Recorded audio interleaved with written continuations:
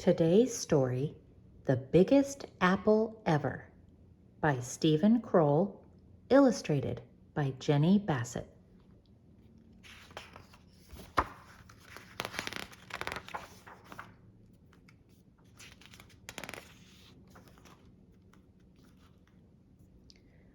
Once there were two mice who fell in love with the same apple pie, but you had to be there to see how it happened.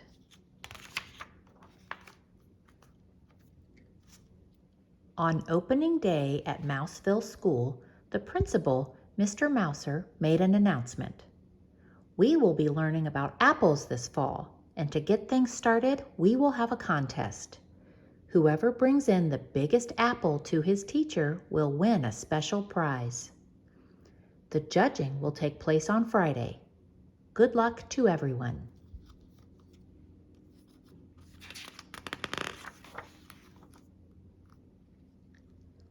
I have an apple tree in my backyard, said Penelope.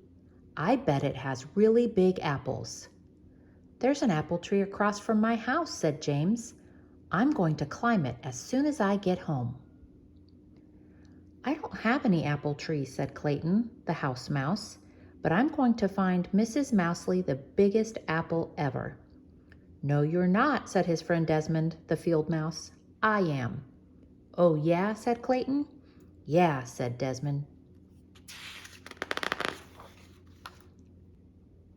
All the way home on the school bus, Clayton and Desmond talked about the contest. Maybe I could grow an apple tree with really big apples, said Clayton.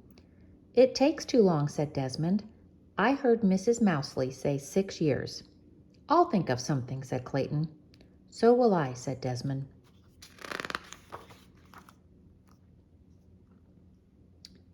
When Clayton got off the bus, he sneaked back into town to see what Penelope and James were up to. Penelope had come down from her tree. She was carrying 2 tiny apples. James was still up in the tree across the street. He was picking very small apples. Clayton knew he'd seen bigger ones at the market. When Desmond came by a little later, he realized the same thing.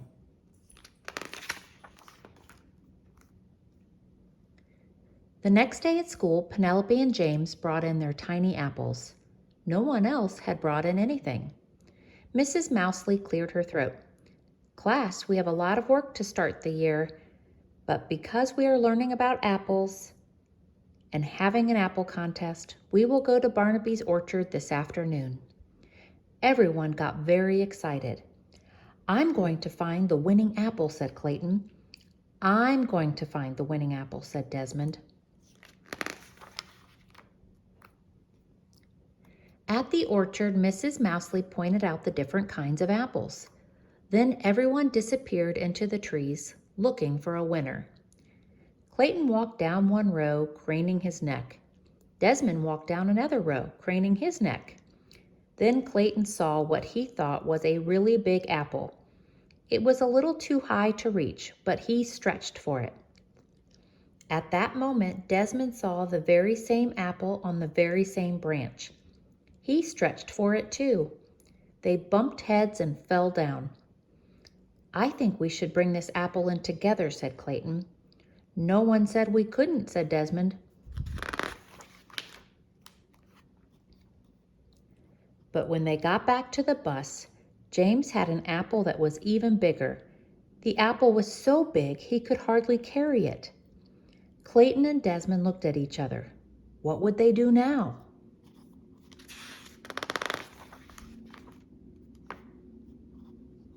That night at dinner, Clayton explained the problem to his dad.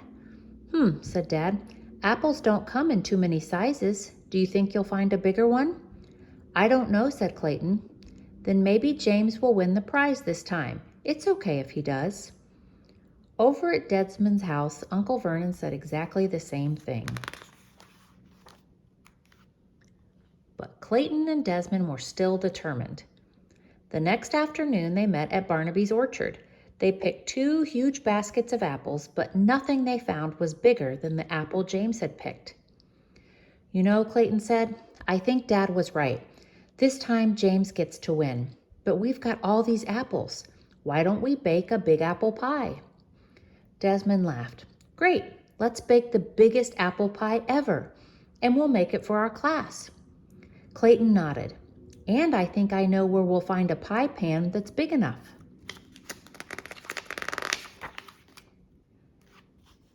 The following afternoon, Desmond arrived at Clayton's house with Uncle Vernon.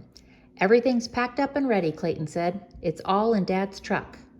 But where are we going? Desmond asked. You'll find out in a minute, said Clayton.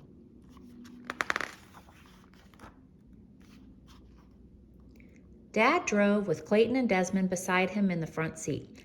Uncle Vernon stayed in back with the apples and other ingredients for the giant pie. As they came around a corner, Desmond gasped, Tony's Pizza! Of course, said Clayton.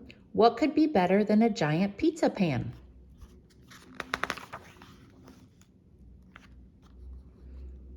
Mr. Tony greeted them at the door. Welcome, welcome. We are ready to begin. And so they got to work, making the dough for the crust, kneading it, rolling out half into a big circle, and spreading it over the deep dish pan.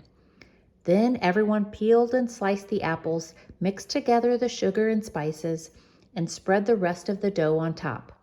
Wow, said Clayton and Desmond when they were finished. Wow, wow, wow. An hour, said Mr. Tony. Give me an hour. The giant pan just fit into his huge oven.